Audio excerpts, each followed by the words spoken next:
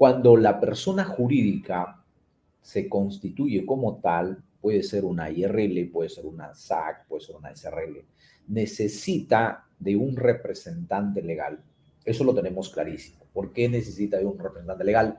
Porque la persona en sí no puede representarse por sí sola. O sea, eso es clarísimo, que ya lo sabemos, más de una vez le he comentado, ¿no?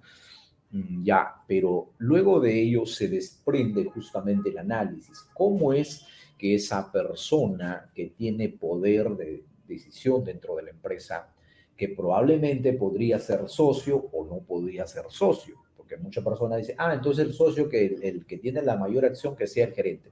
Eso depende realmente. Eso depende. Puede ser el socio que tiene el 1% de las acciones y es gerente general. Mucho depende de la decisión de los, digamos, los accionistas. En ese sentido, entonces, analizando la, eh, la Junta General de Accionistas toman la decisión de dar potestades a una persona para que lo represente.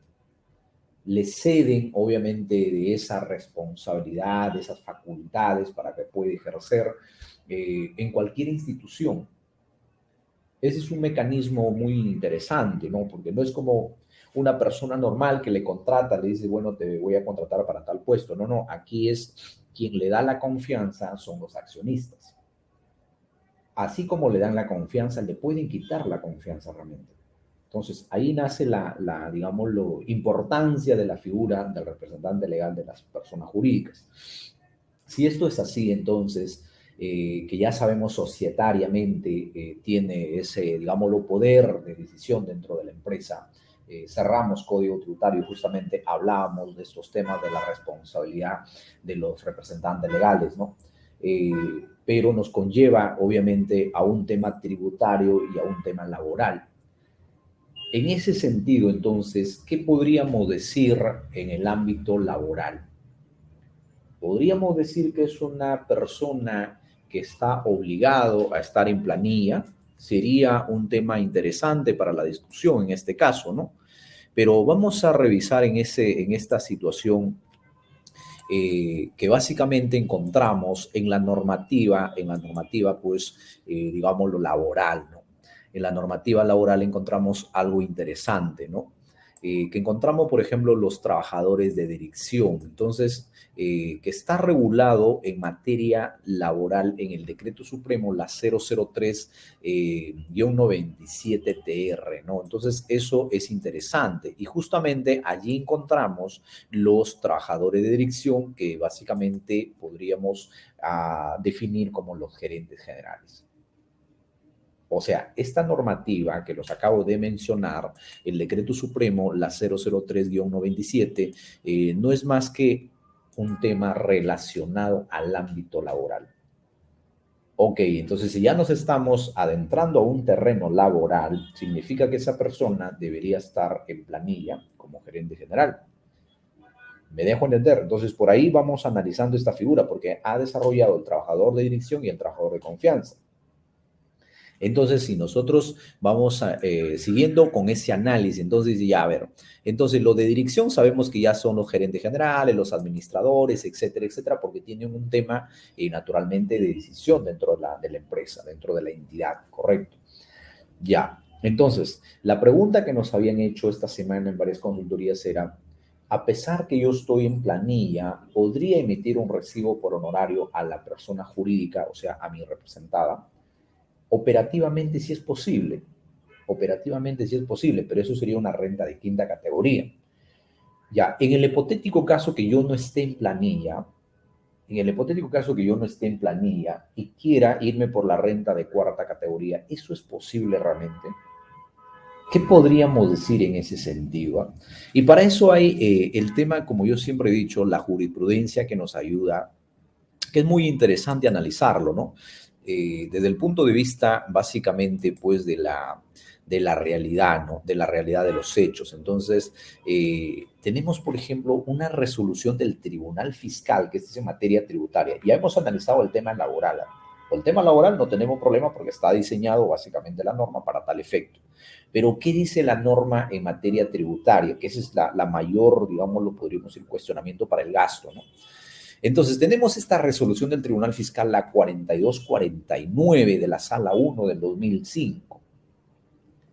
Y claro, hay bastante jurisprudencia, diría, en esa línea. Bueno, hay algunos relacionados a ello y hay otros interesantes para las IRLs también, pero será materia de otro, digámoslo, capítulo, ¿no?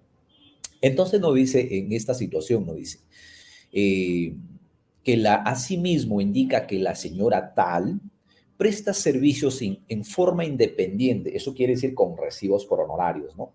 A la empresa en la adquisición de mercaderías. Ojo, señores, en la adquisición de mercaderías, cotizaciones de compras, control de ventas, gestiones financieras, otras relacionadas con el buen funcionamiento de la empresa, precisando además que el vehículo alquilado, bueno, ya hablan también de un desconocimiento del vehículo, ¿no? Pero me interesa cuáles eran las funciones que realizaba,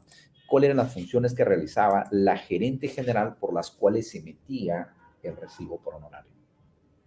O sea, si uno analiza, dice, esta persona, que es el representante legal de la empresa, realiza, por ejemplo, las gestiones de cobranza, el tema financiero, cotizaciones, coordinación con proveedores. ¿Puede realmente emitir un recibo por honorario?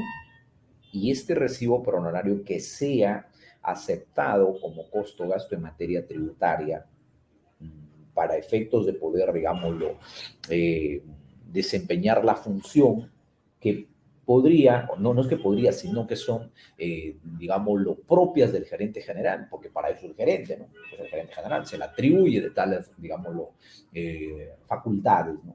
Que pueda gestionar con proveedores, con clientes, con bancos, entidades públicas, privadas, etcétera, etcétera. Esa es su función del gerente general. Pero aquí la discusión en materia tributaria justamente era ello. La SUNAT decía, a ver, en ese caso decía, o dijo en todo caso, en su argumento, al ser un gerente general no puede emitir recibos por honorarios, obligatoriamente debería estar en planilla. Y como no está en planilla, entonces el gasto no es deducible. Esa era la materia controvertida, ¿no? Porque debería, con estas facultades establecidas, debería estar en el libro planilla, ¿no? Porque en aquellos años, 2005, había pues el libro, tremendos libros de planilla, ¿no? Y esa era en materia de cuestionamiento. Fueron al Tribunal Fiscal justamente sobre este tema muy interesante. ¿Y cómo resuelve? Eso es lo más importante. ¿Qué dice el Tribunal Fiscal en ese caso, no? ¿Qué es lo que establece en esta resolución interesante?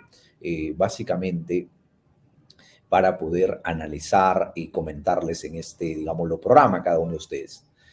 Muy bien, entonces el Tribunal Fiscal razona y comenta lo siguiente, ¿no?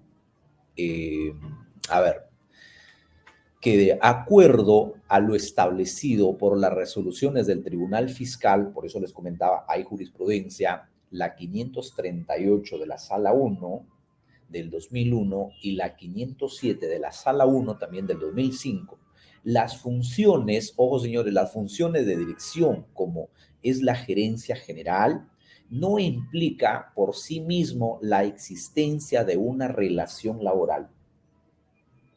Wow, a ver, aguanta. ¿Cómo está esa situación entonces? O sea que nos dice que la relación que tiene el gerente general con el empleador, por decirlo, que es la persona jurídica, no necesariamente es una renta de quinta categoría, puede ser cuarta. Eso sí hay que analizarlo. Pero seguimos a ver entonces, ¿qué nos dice? Pues estas pueden ser brindados bajo un contrato de servicio de naturaleza civil. ¿Cómo se entiende eso de naturaleza civil?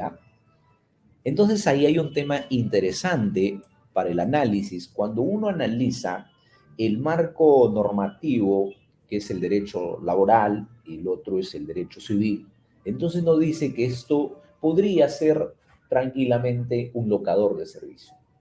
Debe haber un contrato, un tema de recibos, no necesariamente puede ser una relación de subordinación, la cual se rige por las normas del derecho laboral.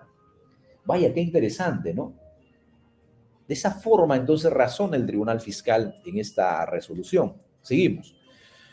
Por lo que no existe impedimento legal para la emisión de los recibos por honorarios profesionales que acredite la percepción de las rentas de cuarta categoría por el cumplimiento de funciones de asesoría en calidad de gerente general de una empresa, los cuales serán deducidos para efectos de determinar el impuesto a la renta de tercera categoría, siempre que se acredite la relación de causalidad existente entre la generación y el mantenimiento de la fuente productora de la renta de las erogaciones efectuadas.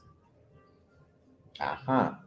Entonces, esto es interesante porque, claro, la administración tributaria en esa situación, lo que básicamente hace es discutir ese punto que dice, bueno, como es recibo por año, entonces esto no es gasto, ¿no? Esta persona debería estar necesariamente en planilla para que pueda ser deducible el gasto. Pero el Tribunal Fiscal en estas resoluciones y en otras resoluciones que se ha pronunciado al respecto sobre IRLs y todo el tema, ¿no? Entonces, le ha dado la razón al contribuyente en ese caso que el recibo por honorario que había emitido la gerente general, pues es un gasto. Pero lo importante en este caso es que la persona como representante legal pues no ha estado en planilla, porque también hay cuestionamientos cuando obviamente la persona, que la persona titular o el gerente general está en planilla y emite el recibo por honorario. Ese es otro detalle, ¿no?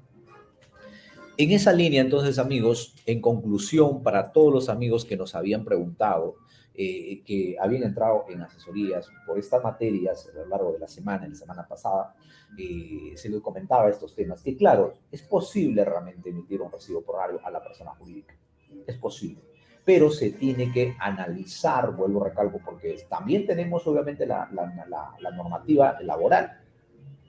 Ese es otro detalle, porque claro, podría que la SUNAFIL fiscaliza estos hechos y puede tipificar en el artículo 43 del Decreto Supremo la 00397-TR. Porque justamente en esa línea se, digámoslo, diseña el tema de estas dos figuras de los trabajadores, que es de dirección y de confianza. Y básicamente un gerente general estaría dentro de la, digámoslo, figura de dirección. Me dejo entender, pero para efectos de gasto en materia tributaria, el Tribunal Fiscal ha dicho, no importa. Mira lo interesante y lo que resulta a partir de esto y demás jurisprudencia que se ha pronunciado, no solamente de este tema en particular. El Tribunal Fiscal ya se ha pronunciado respecto a el tema del gerente general cuando está en planilla, emite recibos por honorarios cuando es un titular gerente de una IRL. Hay pronunciamiento del Tribunal Fiscal. Entonces, en conclusión, lo que yo siempre he dicho, ¿no? Los gerentes generales tienen una figura muy, muy distinta a cualquier trabajador, ¿no?